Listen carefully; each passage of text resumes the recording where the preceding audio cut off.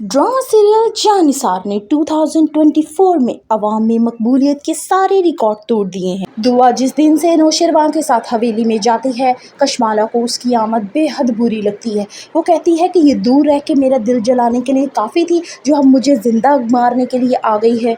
ऊपर से बाबा साई और माँ साई की फरमाइश के हमें जितनी जल्दी हो सके नौशरवां की औलाद देखनी है, ये बात और कशमाला को डिस्टर्ब करती है। कशमाला रोते हुए अपनी काम वाली से कहती है कि मैं इसको जिंदा नहीं छोड़ूंगी, ये सारे मसले मसाइल की जड़ ही यही है। दुआ उससे बहुत अच्छे अंदाज में बात करती है, उसे कहती है कि आप इस घर की बड़ी बहू हैं, आपका जो रुतबा और मुकाम है वो कोई और नहीं ले सकता। लेकिन कशमाला उसके इनडायरेक्ट कहती है कि तुम होती कौन हो मुझे ये बात करने वाली, मैं तुम्हारा इस घर से जल्द अज जल्द पत्ता साफ कर दूंगी।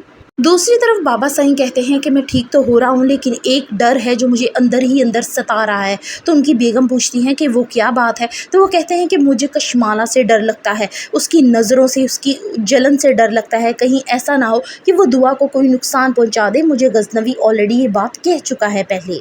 बाबा साईं कहते हैं कि तुम कशमाला पे पूरी नज़र रखो, जब तक दुआ यहाँ पे है वो कोई ऊट पटांग हरकत ना कर दे जिसका खुमियाजा हमें बाद में भुगतना पड़े।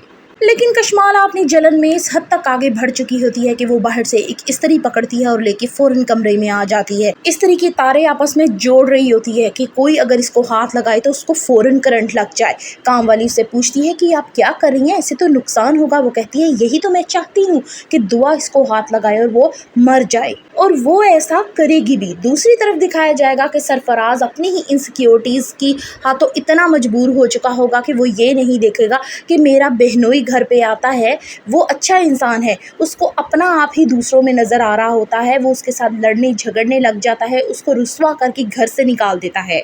सुंबुल समेत सारे घर वाले बहुत ज़्यादा हैरान होते हैं सरफराज की इस हरकत पे, लेकिन सरफराज के अंदर जो कशमकश चल रही है वो बाकी सब नहीं देख पा रहे। सुंबुल के बहुत ज़्यादा कॉल के बाद जब आखिरकार खिजर फ़ोन उठा ही लेता है तो वो कहता है कि तुम्हारे भाई की वजह से मुझे लगता नहीं है कि ये रिश्ता ज़्यादा देर चल पाएगा। सुंबुल खिजर से कहती है कि मुझे लगता है आप जैसे ये रिश्ता करके पछता रहे हैं। तो खिजर कहता है कि तुम्हारे भाई मुझे मजबूर कर रहा है इस बात को सोचने पे, लिहाजा तुम लोग अपने भाई को समझाओ, नहीं तो मुझे कोई सख्त इकदाम उठाना पड़ेगा। जानिसार ड्रामे की फर्दर एपिसोड के रिव्यूज के लिए kindly subscribe my channel. Video अच्छी लगी हो तो एक लाइक तो बनता है।